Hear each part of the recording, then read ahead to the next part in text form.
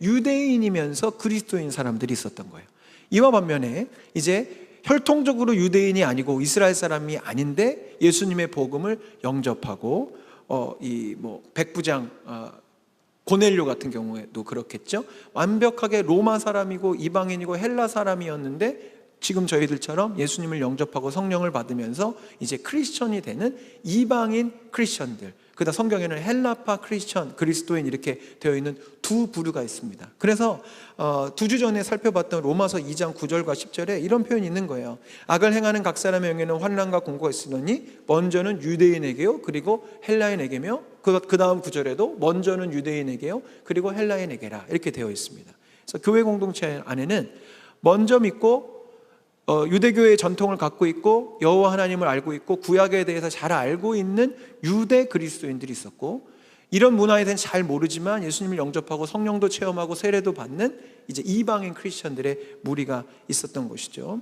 그래서 우리는 이렇게 그냥 본문을 표면적으로 볼 때는 우리는 이제 이 성경의 국적으로 따지면 이방인이잖아요. 우리는 이스라엘 사람이 아니고 유대인이 아니고 혈통적으로는 아브라함의 자손이 아니기 때문에 이런 구절을 읽으면 대부분에 나는 나와는 관계가 없는 이야기구나 하고 느껴지게 돼요.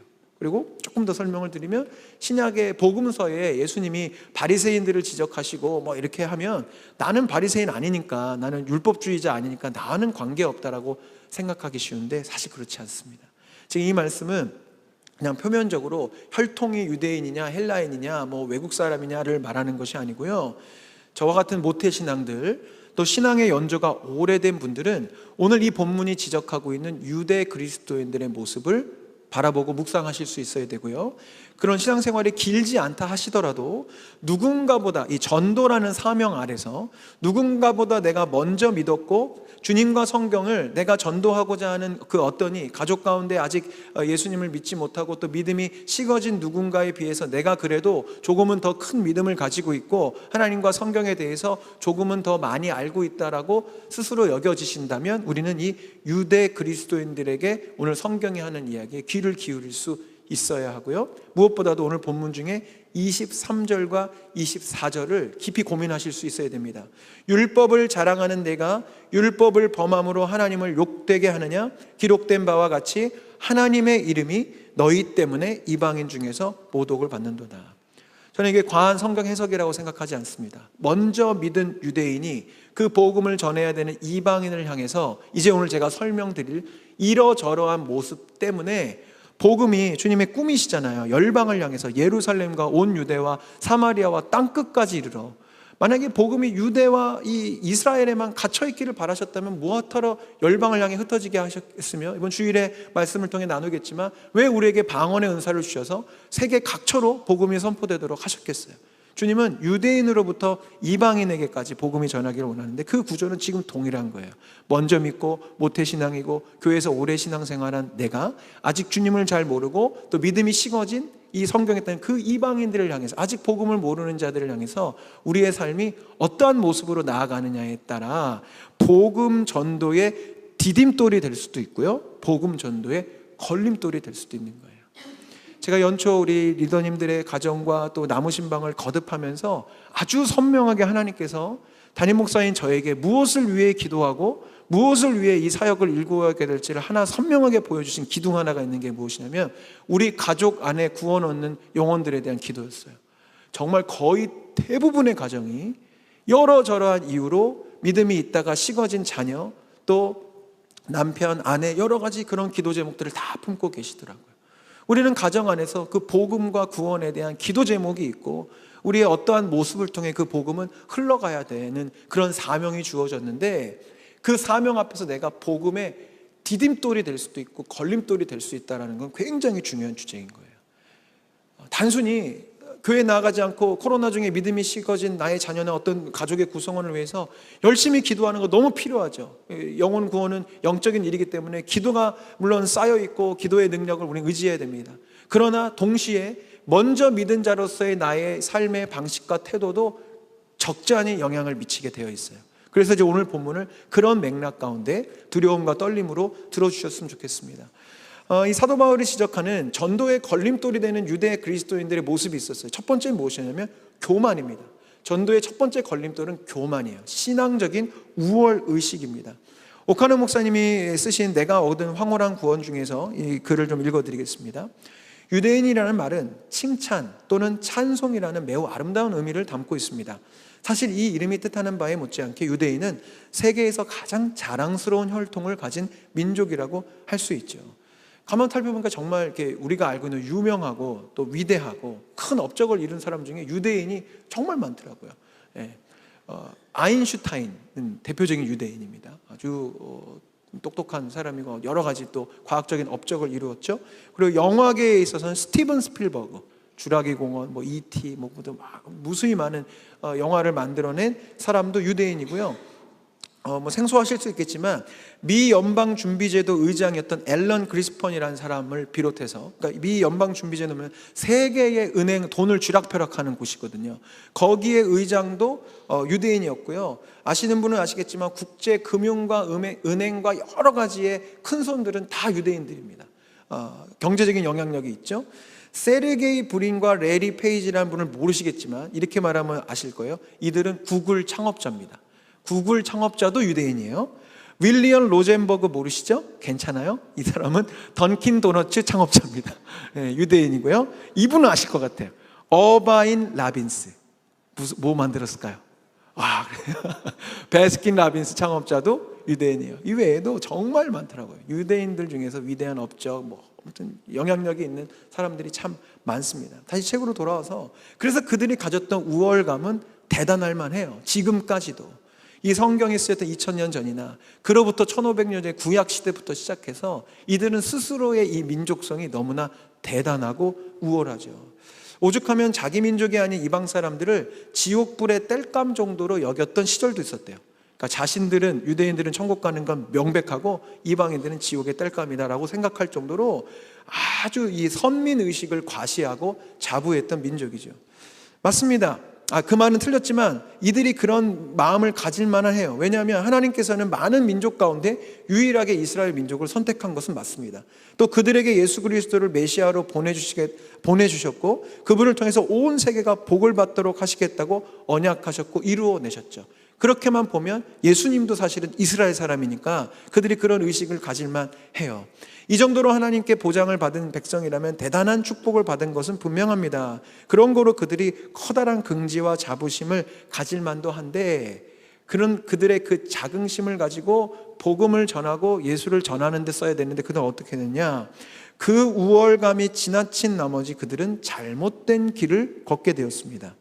세상 사람들이 다 멸망해도 자기 민족만큼은 구원받는다는 어처구니 없는 교만에 빠졌다는 거예요.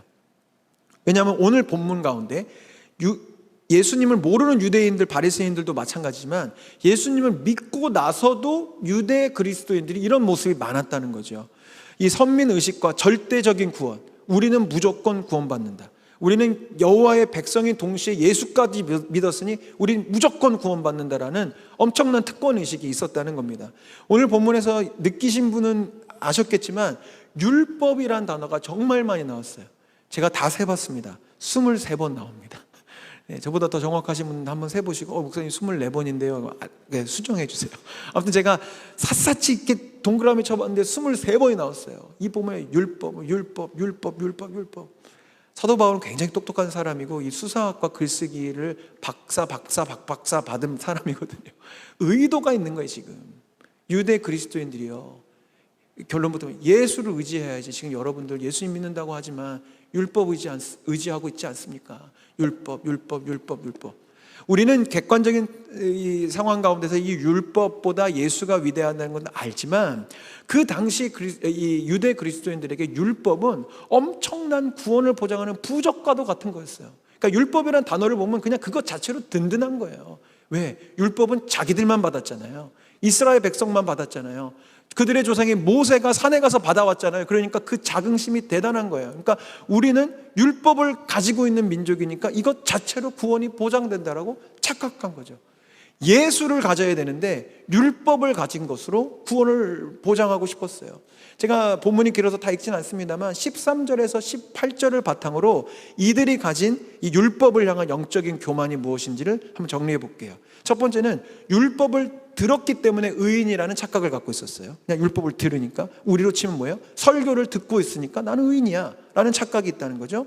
율법을 의지하니까 의인이라고 생각했고요, 하나님을 자랑하니까 의인이. 이건 근데 복음을 전하는 자랑이 아닙니다. 나 하나님의 백성이야, 나 여호와 하나님의 백성이야, 홍해를 가르신 하나님이 우리 민족의 하나님이야, 니들 하나님 아니고 우리 하나님이라고 라면서 자랑하는 배타적인 자랑을 의미하는 거예요. 율법을 배웠고 그 뜻을 이해하고 있기 때문에 의인이라고 생각했고요, 율법을 바탕으로 선과 악을 분간하고 있기 때문에. 우리는 선악을 분별할 수 있는 민족이거든. 왜? 우리에겐 율법이 있으니까. 율법의 조항에 따르면 이건 선이고 악이야, 너희는 이런 거 잘 모르지, 우리는 율법이 있어서 이걸 알고 있어 라고 의인이라고 생각했던 것이죠. 특별히 예수께서 지적하셨던 바리새인의 모습이 바로 이런 거예요. 계속 구별하잖아요. 2주 전에도 말씀드렸지만 정죄하고, 너는 이래서 틀렸고, 넌 이래서 죄인이고, 넌 이래서 구원받지 못하고, 계속 사람을 구별하고 나누는 그런 모습들을 갖고 있었는데 그것을 의라고 그들은 생각했습니다. 마지막으로 먼저 배운 자로서 심지어 누군가를 가르치고 있기 때문에 그 정도로 율법을 잘 알고 있으니, 가르칠 정도로도 알고 있으니 난 의인이고 구원받기에 충분하다라고 생각했어요. 그리고 이 본문 가운데 19절 20절에 이들이 율법을 가르칠 때 그 대상자들을 어떻게 여기는지가 나옵니다. 맹인의 길을 인도하는 자요, 어둠에 있는 자의 빛이요, 율법에 있는 지식과 진리의 모본을 가진 자로서 어리석은 자의 교사요, 어린 아이의 선생이라고 스스로 믿으니, 이렇게 되어 있습니다. 그러니까 율법을 가지고 배우고 가르치는 자기들 말고 나머지 사람들은 다 뭐라는 거예요? 맹인, 장애인이라는 거예요. 너네 좀 부족한 사람들이야. 어둠에 있는 자, 너희는 어둠 가운데 있지, 지옥 갈 백성들이라고, 어리석은 자고 어린아이고 못 배운 사람이라고 약간 밑에 내리 까는 의식을 유대인인데 그리스도인이 됐음에도 갖고 있었다는 겁니다. 바로 이 우월의식, 사람과 사람 사이에서 급을 나누고, 우리는 율법을 가졌으니 1등급 민족이고 너희들은 맹인이요 어리석은 자고요 미련한 자들이지만 간신히 구원받는 자라, 어떤 이런 구조를 만들어내는 것 자체가 성경과 예수님께서 말씀하시는 복음의 걸림돌이 된다고 하는 것이죠. 지금도 뭐 여전히 미숙하고 성도님들이 이제 사랑으로 제 메시지를 들어주시지만 지금보다 훨씬 더 미숙했을 때 제가 한번 설교를 전하고 나서 선배 목사님에게 이렇게 따끔한 지적을 받은 경우가 있어요. 뭐냐면 목사님이 설교를 하는데 자꾸 여러분이라는 말을 쓴다는 거예요.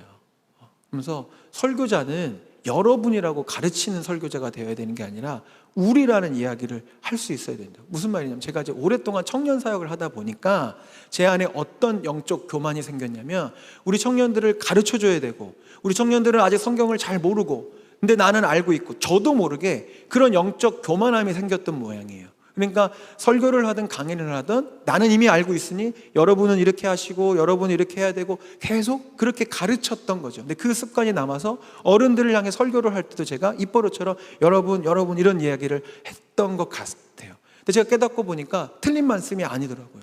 아, 그렇구나. 나는 이미 알고 있고 나는 잘 가고 있으니까 여러분들은 이제 그렇게 하셔야 된다라고 내가 그렇게 가르치고 있었구나. 사실 그 말씀 앞에 내 삶을 비춰보면 나도 부족하고 여전히 그렇게 살아내지 못하는 부분들이 있고, 알기만 아는 것이지 오늘 본문처럼 직접 그렇게 살지는 못하는 영역들이 너무나 많은데 그저 내가 말씀의 사역자로서 이 말씀을 전하고 있을 뿐이지 나는 완성됐고 여러분은 아니니까 라는 이 언어는 좋지 않구나라는 생각을 가지고 제 나름대로 이제 고쳐오는 과정들을 거쳤죠. 그래서 우리는 이렇게 해야 됩니다, 아니면 저와 여러분은 이제 이렇게 해야 합니다라고 언어가 바뀌게 되는 거예요. 왜냐?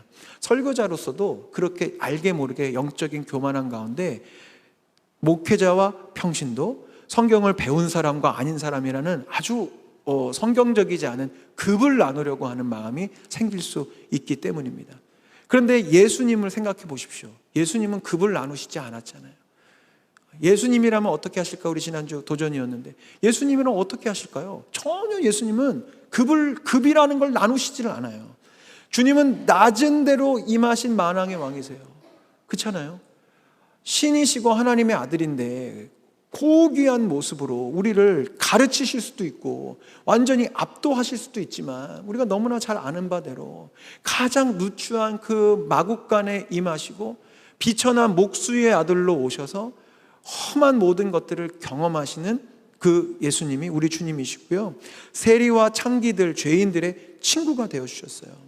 계책을 받았던 사마리아 사람과 특별히 사마리아 여인과 동무가 되어주셨고요, 예수님의 제자들을 보십시오. 각양각색 각계각층의 사람들이 다 모여있어요. 급을 나누시지 않아요. 예수님의 제자 중에는 배우지 못한 어부도 있고요, 이렇게 계산 잘하는 세리도 있고요, 매국노라고 취급받은 세리도 있고, 우리로 치고하면 독립투사와도 같은 열심 당원들도 있었어요. 다 섞여 있었어요. 주님은 급을 나누시지 않았습니다. 그렇기 때문에 우리가 복음을 전하고 전도자의 사명을 살아가실 때 첫 번째 우리가 주의해야 될 것은 무엇이냐면, 혹시 미숙한 설교자인 저의 시절처럼 먼저 믿은 자로서의 어떤 영적 우월감을 갖고 있는 것은 아닌지 한번 돌아보셨으면 좋겠고, 우리 교회는 그런 분들이 다행히 없으신 것 같아요. 근데 간혹 우리가 직분 받은 자로서의 어떤 계급 의식이 있을 경우가 있어요.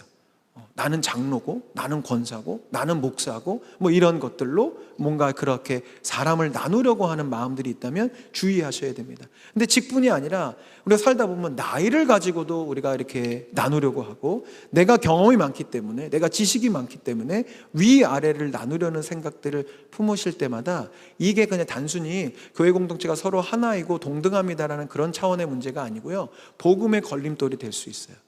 나는 잘 알고 있고 나는 완전하다라는 그 잘못된 착각이 누군가를 향해 복음을 사랑으로 전하기보다 정죄의 톤으로 나아가게 되고, 너는 모르지 나는 알아 라는 잘못된 방식의 언어가 나아갈 수 있습니다. 이게 첫 번째 걸림돌, 교만, 신앙적인 우월의식이고요. 실제 저를 비롯한 수많은 크리스천들이 주의해야 될 두 번째 걸림돌이 있습니다. 그것은 무엇이냐면 행함 없는 믿음입니다. 행함 없는 믿음. 오늘 본문 13절 시작 부분에서 사도 바울 이렇게 이야기하죠. 하나님 앞에서는 율법을 듣는 자가 의인이 아니요 율법을 어떻게 하는 자? 행하는 자라야 의롭다 하심을 얻으리니. 성경의 진리는 명확합니다. 율법을 듣고 알고 배우고 가르치고 이것이 중요한 것이 아니라 율법을 행하는 것이죠. 다른 자리에서도 나눌 기회가 있겠지만 구원을 얻는 믿음은 행함이 있는 믿음이어야 됩니다. 행함을 통해 구원받는 것은 아닙니다.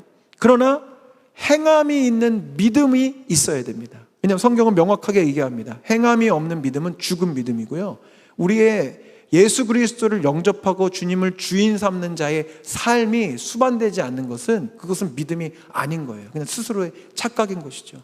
오늘 새벽에도 말씀 나눴지만 오신 분들은 기억하시겠지만 세례 요한이 그 세례를 선포하면서 뭐라고 도전합니까? 회개에 합당한 열매를 맺으라고 이야기하지 않습니까? 그러니까 반드시 우리의 구원에는 행함과 열매 맺는 성령 안에서 우리가 애쓰고 노력하는 부분들이 분명히 필요한데, 유대인들, 유대 그리스도인들은 그렇지 않았어요. 말씀드린 대로 율법을 가지고 있는 것 자체만으로 구원이 보장되었으니 그들의 삶에 대해서는 돌아보지 않았던 것입니다. 그래서 바울은 이렇게 지적합니다. 그러면 다른 사람을 가르치는 내가 내 자신은 가르치지 않느냐? 도둑질하지 말라 선포하면서 네가 도둑질하잖아. 간음하지 말라고 가르치는 내가 간음하고 있잖아. 우상을 가증히 여기는 내가 신전 물건을 도둑질하고 있잖아. 유대인들을 지금 다 하나, 사도 바울이 본인이 유대인이니까 너무 잘 알고 있는 거예요. 행함이 없는, 말과 행동이 다른 걸 조목조목 지적하면서 23절 율법을 자랑하는 내가, 그렇게 율법 하는 네가 결국은 율법을 범함으로 하나님을 욕되게 하느냐? 복음의 걸림돌이 되느냐라고 지금 이야기하는 거예요. 곧 말씀드린 무엇보다 제가 너무 찔렸어요. 왜? 저는 말씀을 가르치고 말씀을 배웠고 알고 있고 이런 상황 가운데에서 저는 또 말을 얼마나 많이 합니까? 말을 많이 하잖아요. 가르치잖아요. 지금 막 성경이 우리 성도님들에게 나누기 전에 저에게 막 찔림이 오는 거예요. 내 자신은 가르치지 않느냐? 말하는 내가 왜 율법을 범함으로 성도들 앞에서 하나님의 걸림돌이 되느냐? 막 이렇게 도전하시는 것 같았어요. 여러분 정말 잘 아시겠지만 우리가 알고 말하고 배운 대로 살아가지 않을 때 이 복음의 신뢰성은 특별히 예수님을 아직 모르는 자들에게 무너질 수밖에 없어요.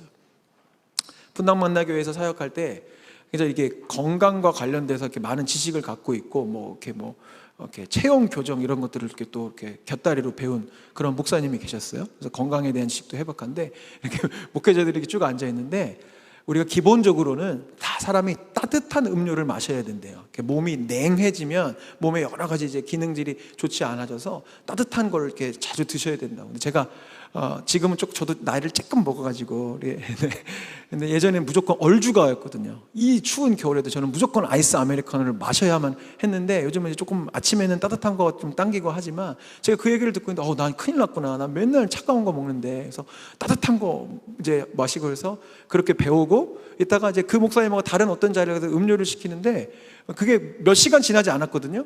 근데 그분이 뭘 시키냐면 아이스 카라멜 마키아토를 시키는 거예요.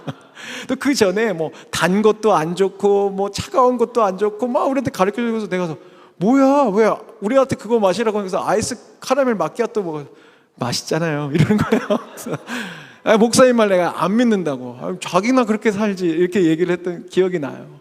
여러분 아무리 이분이 알고 있는 게 진리라고 하더라도 가르쳐준 우리한테 그 모습을 안 보여주니 그가 말했던 모든 것들이 다 그냥 와장창 무너지고 목사님 말한 거 이제 우리 안 들을 거야 이렇게 되더라고요. 여러분 이게 그런 거예요.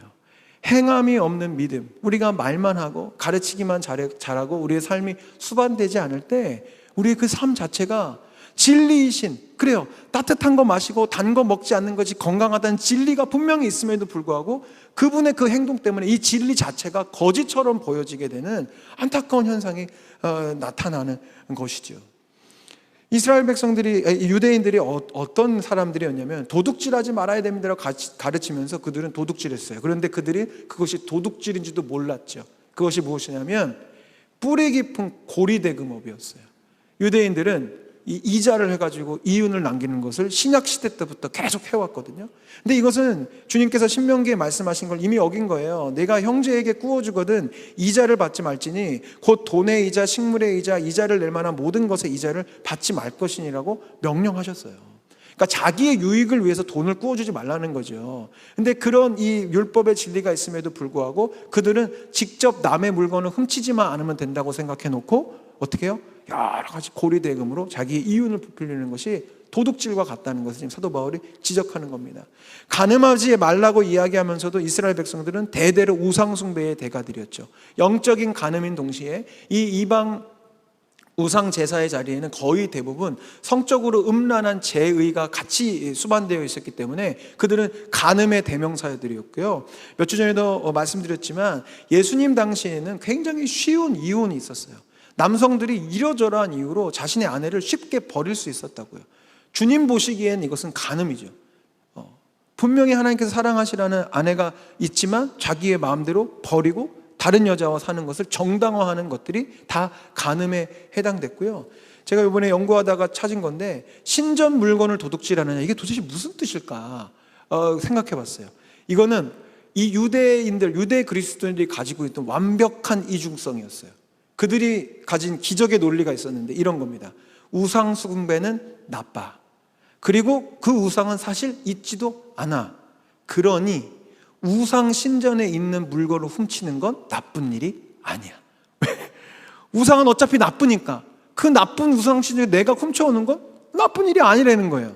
그래서 그 훔쳐서 그걸 파는 것도 나쁜 일이 아닌 거죠. 오히려 우상 신전을 없애는 거니까 좋은 거 아니겠어? 라는 생각을 하면서 훔쳐다가 팔아요. 그런데 자기의 죄의식이 전혀 없는 거예요. 근데 여러분 보십시오. 그 물건은 결국 누가 사갈까요? 크리스천이 사갑니까? 아니요. 우상을 숭배하는 사람들이 또 그걸 사가는 거예요. 그러니까 스스로 돈 벌고 그 사람들이 또 우상 숭배를 할 수 있게끔 조장하면서 스스로는 아무런 문제가 없다라고 생각하는 이 잘못된 인식. 그러면서 우상 숭배하면 안 된다 가르치면서도 자기들은 신전 물건 팔아다가 우상 숭배하는 사람들한테 팔고 있는 이 말도 안 되는 모습들이 그들의 삶 가운데 있었던 것입니다. 얼마나 웃깁니까? 말과 삶이 전혀 맞지 않는 거예요.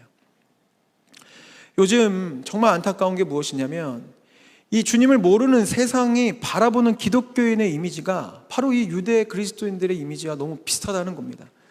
목회 데이터 연구소에서 코로나 이후에 이제 이런 여러 가지 종교 이미지에 대한 조사를 했는데 이제 몇 가지 이미지를 띄워드리고, 첫 번째, 코로나19 이후 개신교인을 바라보는 일반 국민의 시선의 대표적인 키워드는 거리를 두고 싶고 사기꾼 같다는 이미지가 너무나 안타깝게도 우리 개신교인들에 대한 이미지였어요. 다음 장이요.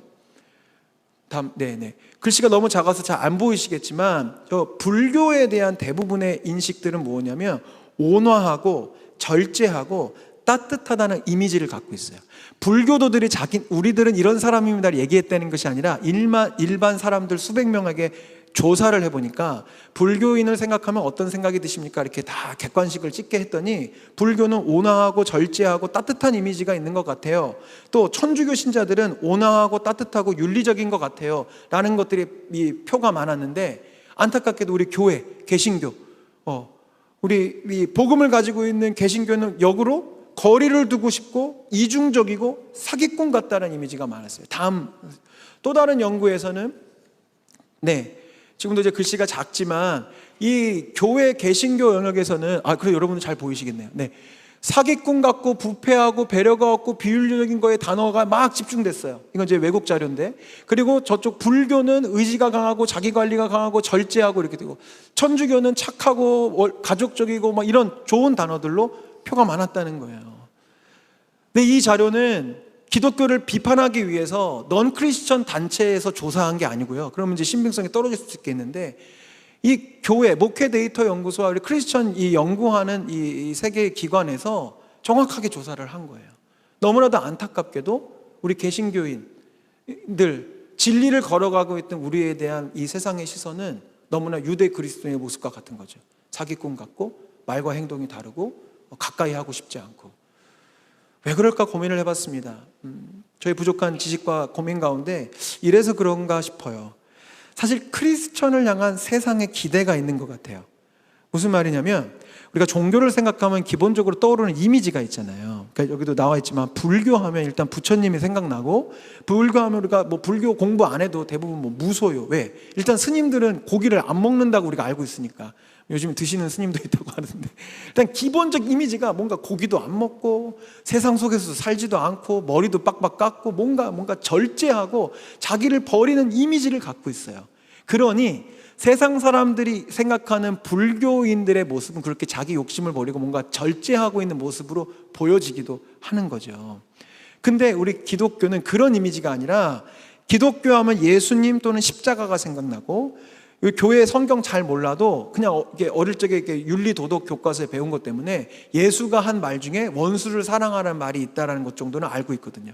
그러니까 우리의 이미지는 뭐냐면 절제하고 머리 깎고 고기 안 먹고가 아니고, 저들은 원수까지도 사랑하는 종교래 라는 거를 기본적으로 갖고 있는 거예요.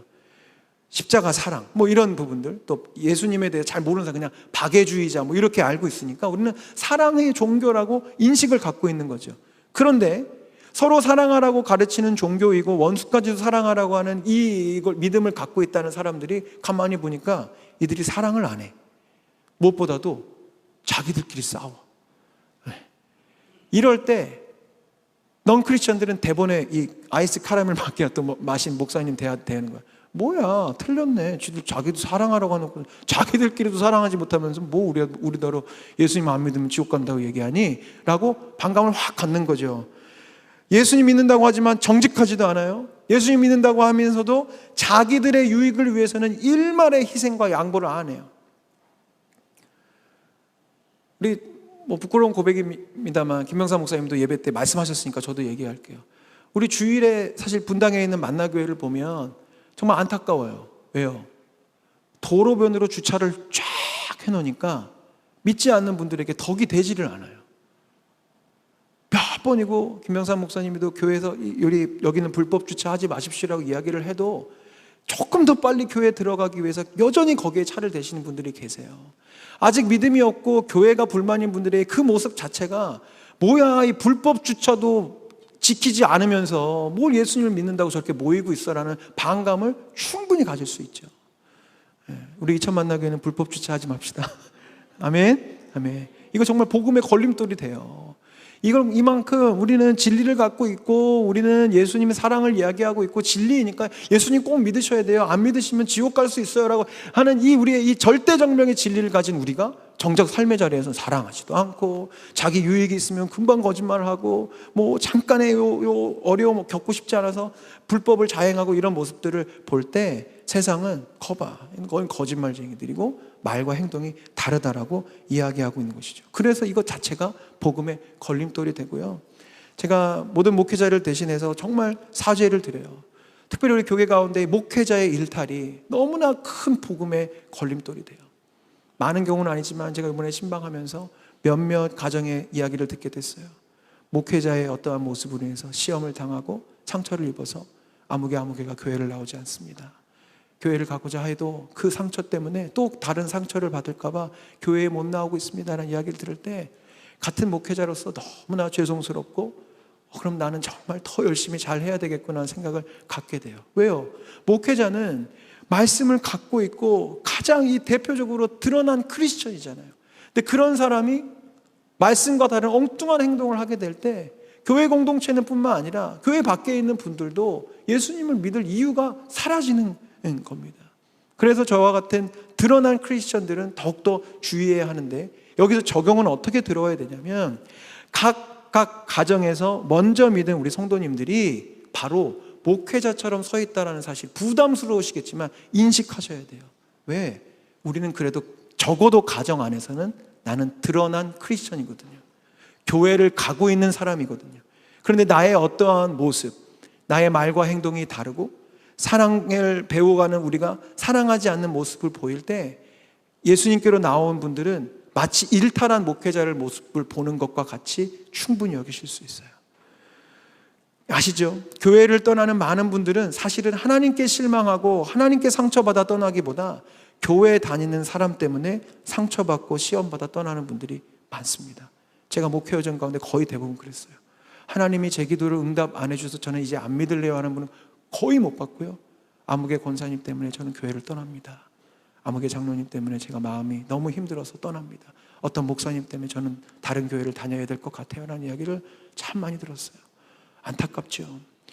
우리는 쉽게 이런 이야기를 해요. 교회는 하나님을 만나러 가는 곳이지 사람 보러 가는 것 아니니까 그런 상처 받으면 안 된다고. 이거는 큰 믿음을 가진 분들끼리만 할 수 있는 얘기예요. 사실 하나님만 바라볼 수 있는 믿음의 지경에까지 갔을 때 대부분의 우리는 하나님을 보기 전에 하나님을 믿고 있다는 우리를 통해 하나님을 생각하게 되거든요. 아, 저분의 삶을 보니 진짜 하나님이라는 분은 정말 좋은 분인가 봐. 아, 저분의 저런 행동을 보니까 나도 예수님 믿어볼까 봐 내가 돼야죠. 우리의 삶을 보니까 아유, 저 사람이나 하나님 별로 실망스러운데? 라는 삶이 된다면 안 되는 거잖아요. 결국 아직 믿음이 없는 분들은 결국은 우리의 삶을 통해 하나님을 볼 수밖에 없는 거예요. 그래서 우리가 복음에 걸림돌이 되지 않도록 우리의 삶을 보고 하나님을 기대할 수 있는 삶이 될 수 있도록 애쓰셔야 되고, 나의 한계에 부딪힐 때 기도하셔야 되는 겁니다. 말씀을 마무리합니다. 이 율법을 의지하고 종교를 의지하고 행함도 겸손이 없어도 철석같이 자기의 구원을 확신하는 유대인들의 그 율법을 가진 그들의 또 하나의 구원의 증표, 부적처럼 여기는 게 있었어요. 무엇이냐면 바로 육신의 할례였습니다. 그들이 이 할례를 얼마나 구원의 표징으로 여겼냐면, 이 초대 교회사에 보면 예수님을 이제 믿은 이방 그리스도인들, 헬라 그리스도인들에게도 할례를 강요했어요. 예수님 믿어서 구원받은 건 맞지만 그래도 할례를 받아야 구원이 완성되는 거야. 할례 받아야지. 너는 일단 이스라엘 사람은 아니니까 율법을 받을 수는 없고 할례라도 받아라. 사도 바울이 갈라디아서, 로마서 곳곳에 서신서에서 끊임없이 싸우는 게 뭐예요? 할례 받을 필요 없다. 오늘 본문에서 이야기하고 있지 않습니까? 이 육신에 맞는 어떤 구원의 증표에 대한 어떤 자부심을 가지고 있는 이 유대인들을 향해서 사도 바울이 지적하고 있지요. 그럼 오늘날 우리에게 할례와 비슷한 건 무엇일까요? 교회 등록일 수 있습니다. 내가 세례받았다라는 어떤 그거일 수 있어요. 신앙생활의 경력일 수도 있고요. 각종 교육을 이수하고 프로그램을 이수하고 저처럼 목사를 안수를 받았다는 그 사실 자체, 내가 직분을 받았고 역할이 있고 직임이 있다는 것이 우리에게 할례가 될 수 있어요. 그러니 나는 구원받았어. 나는 영적으로 탁월해라는 착각인 거죠. 사도 바울이 이런 우리를 향해 외칩니다. 무릇 표면적 유대인이 유대인이 아니요 표면적 육신의 할례가 할례가 아니니라. 오직 이면적 유대인이 유대인이며 할례는 마음의 할지니. 아멘. 우리가 추구해야 될 할례는 마음의 할례입니다. 이 말씀은 성령의 인치심을 받아야 되는 우리의 심령을 이야기해요. 에베소서 1장 13절에 그 안에서 너희도 진리의 말씀 곧 너희의 구원의 복음을 듣고 그 안에서 또한 믿어 약속의 성령으로 인치심을 받았으니.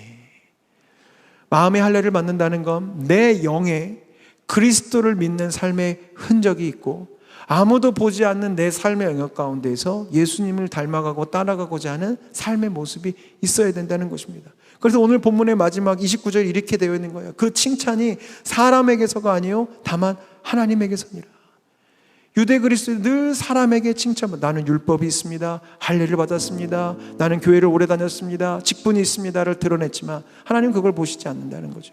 내 마음의 할례, 내 삶, 아무도 알 수 없는 내 가정 안에서의 어떤 그 모습, 그런 자리에서 내가 예수 그리스도를 믿는 자로서의 흔적이 있는지, 내가 배우고 아는 것을 삶으로 실현하기 위해 애쓰고 수고하는 그 눈물의 흔적이 있는지를 주님은 오늘 찾고 계시는 겁니다. 아멘. 우리에게 오늘 이 모습이 있기를 간절히 소망해요. 복음에 우리가 디딤돌이 되어야지요. 복음의 걸림돌이 되어서야 되겠습니까?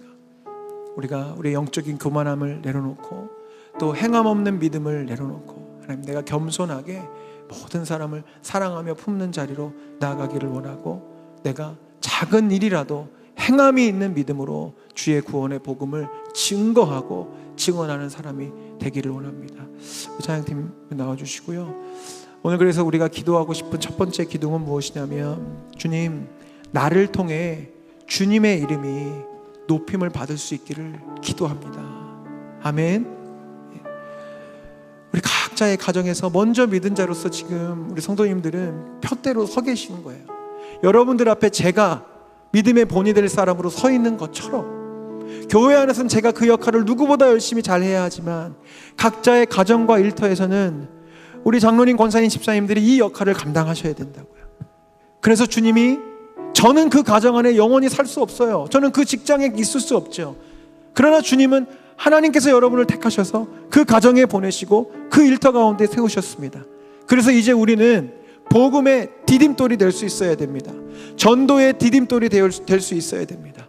우리 시간 우리가 찬양하고 간구하고 고백할 때 명확하게 결단하고 고백하십시오. 하나님, 나를 부르신 그 자리에서 내가 하나님의 복음을 전할 수 있는 삶의 전도자가 되도록 하겠습니다. 하나님, 행함이 있는 믿음으로 주의 복음을 전하고 구원받는 자를 날마다 더하게 하는 하나님의 사람이 하게 되겠습니다. 하나님, 힘주시고 능력 허락하여 주시옵소서. 우리 그 마음으로 찬양하고 간절히 기도하도록 하겠습니다.